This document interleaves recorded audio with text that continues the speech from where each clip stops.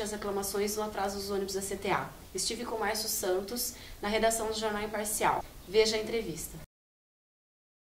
Estou aqui com o diretor administrativo da CTA, Márcio Santos, e vamos falar sobre uma pesquisa que estão fazendo em parceria com a Unesp e a CTA sobre a origem e o destino dos passageiros da cidade. O que seria essa parceria e essa pesquisa que vocês estão fazendo, Márcio? Essa pesquisa ela vem a identificar a origem e o destino dos nossos usuários. Veja bem, hoje nós sabemos onde o usuário, né, nosso pessoal, entra no ônibus, mas nós não sabemos para onde ele está indo. Porque a hora que ele chega no centro, no terminal de integração, ali tem todas as linhas que passam por ali. Então, fica assim, um sumidouro, né? A gente não sabe realmente o destino final. Então, com essa pesquisa, a gente vem identificar realmente a demanda, a necessidade, para que a gente possa reformular todo o nosso plano de logística. Então, mudar todo o plano. Isso é uma coisa para o futuro, né? Mas tem que ser desenvolvido. Sim, e isso aumentaria, por exemplo, o fluxo de ônibus para determinado local da cidade, seria isso? Também. Porque hoje nós já temos um número de demanda que até está reprimido, né? Mas muitas vezes não adianta só colocar ônibus naquela linha, porque ela me gera maior atraso ainda, porque a hora que ela entra aqui no centro, ela vai me atrasar muito mais do que hoje. Sim. Porque o tráfego aqui no centro ele está totalmente saturado, né? Então, se uma linha ela já demora 35 minutos dentro do nosso horário de tabela, que é o que o passageiro está acostumado, a hora que cai aqui no centro ele demora 25 minutos, 20 minutos, depende do dia e horário. Então, atrasa 50 minutos. Por que eu falo que não adianta colocar mais ônibus, depende da linha? Porque ele dá comboio. Chega aqui no centro, ele chega da mesma linha e encontra 2 ou 3 ônibus da mesma linha, porque ele atrasou totalmente. Então, vocês colocariam vários determinados ônibus que não passariam para um terminal, iria direto aos seus locais de destino, seria Sim. isso? Esse é o estudo que nós temos que identificar, com um estudo muito sério, que a Unesp tem competência para isso, e está sendo a nossa parceira da CTA nesse sentido, para que a gente possa fazer mini terminais em determinados locais, para que aquelas linhas possam a rodar no sentido diferente do que é hoje, que todas as linhas passam no centro, né? Dali nós fazeríamos o nosso embarque em micro-ônibus ou micrão, né? Para que possa fazer aqui a integração no centro. E também, vocês também estão com um projeto de colocar câmeras dentro dos ônibus. Seria viável isso? Para que seria? Sim, nós já estamos na fase de teste.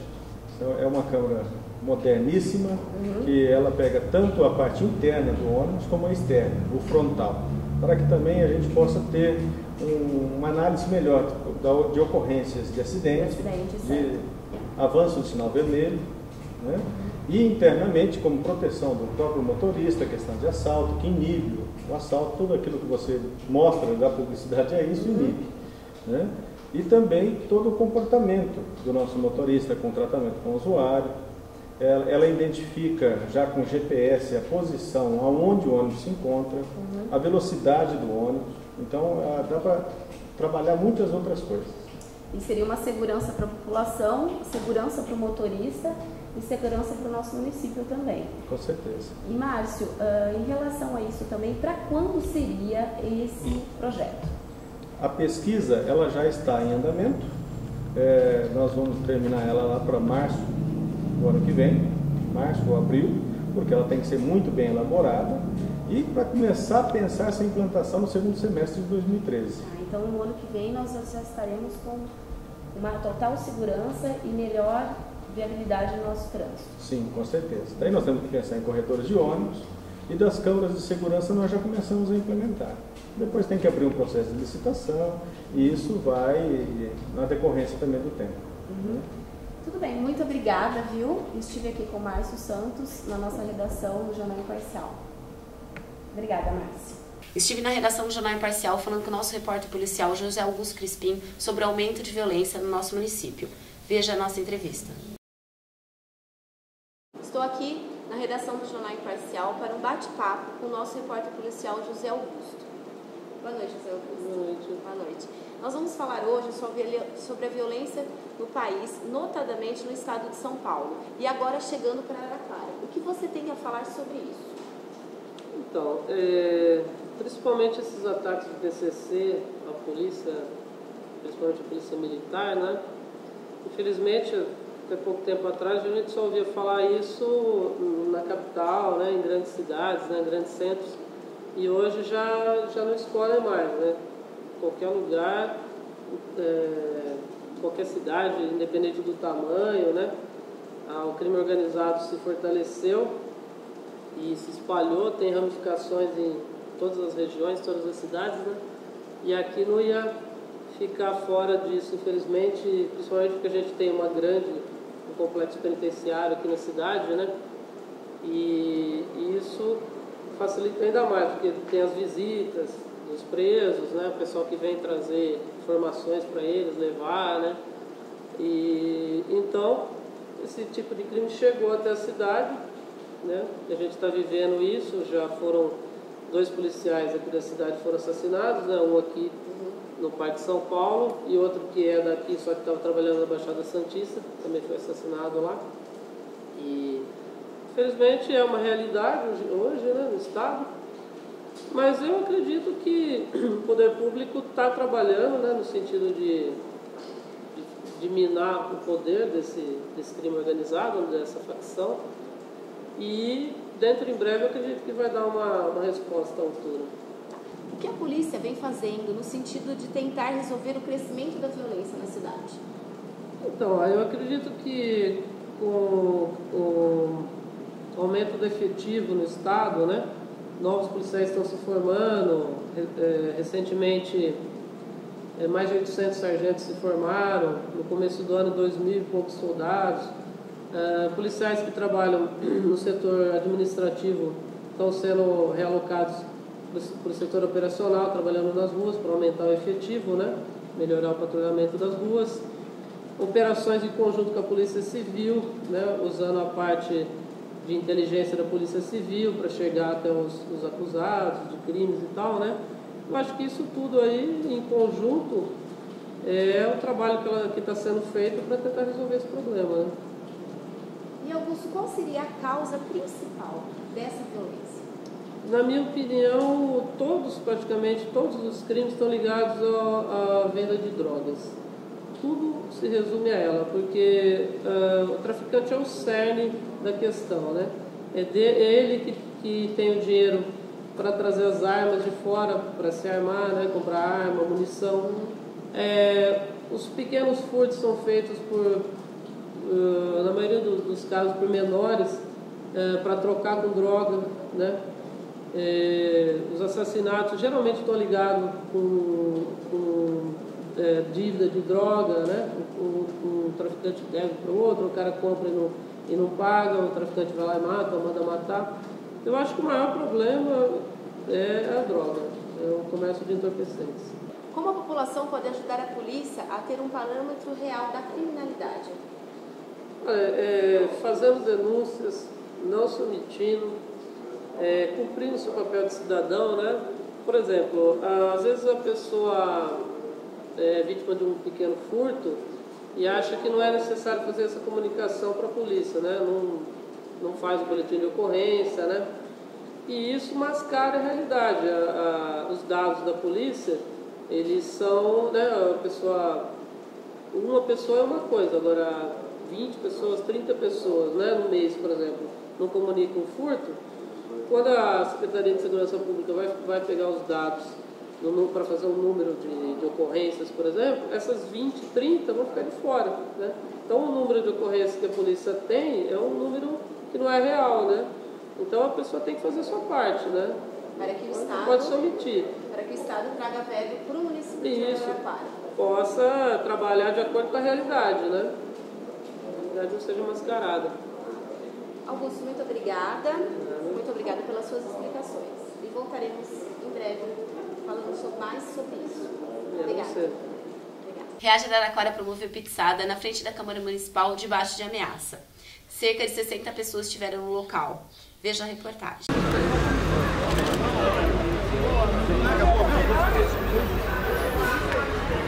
Pizza de marmelada, moda da Câmara. Quem vai querer?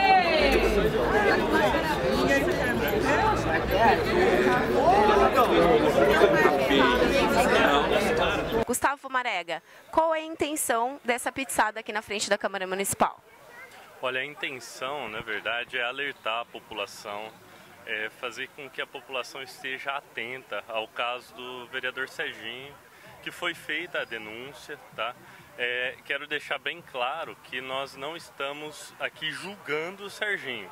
Nós queremos que seja julgado com rapidez, por isso a pressão popular, tá? Para que não seja enviado para o próximo mandato só. Então a gente quer que seja agilizado esse julgamento. A gente está fazendo essa pizzada justamente para que não acabem as coisas em pizza, como sempre acontece na política. Em relação ao caso do Serginho, vocês receberam algumas reclamações e algumas denúncias, além disso, só do Serginho?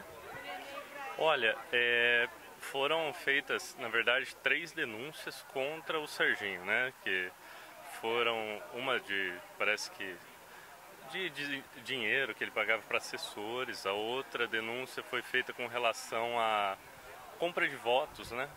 Então a gente está... Essas foram as denúncias e a gente está aguardando o caso que tome uma proporção rápida, né? A gente quer agilidade nesse julgamento. E é verdade que o Reage Araraquara está sofrendo alguma perseguição em relação a isso? Olha, o Reage Araraquara sofreu, assim, membros do Reage Araraquara sofreram algumas ameaças, porém... Estamos, assim, o movimento continua, independente disso, a gente quer a justiça, a gente quer uma política limpa, a gente está brigando por uma política limpa, a gente não quer julgar ninguém, o que a gente quer é honestidade.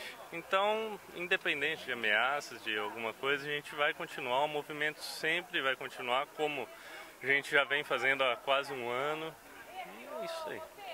Tá bom, muito obrigada. Que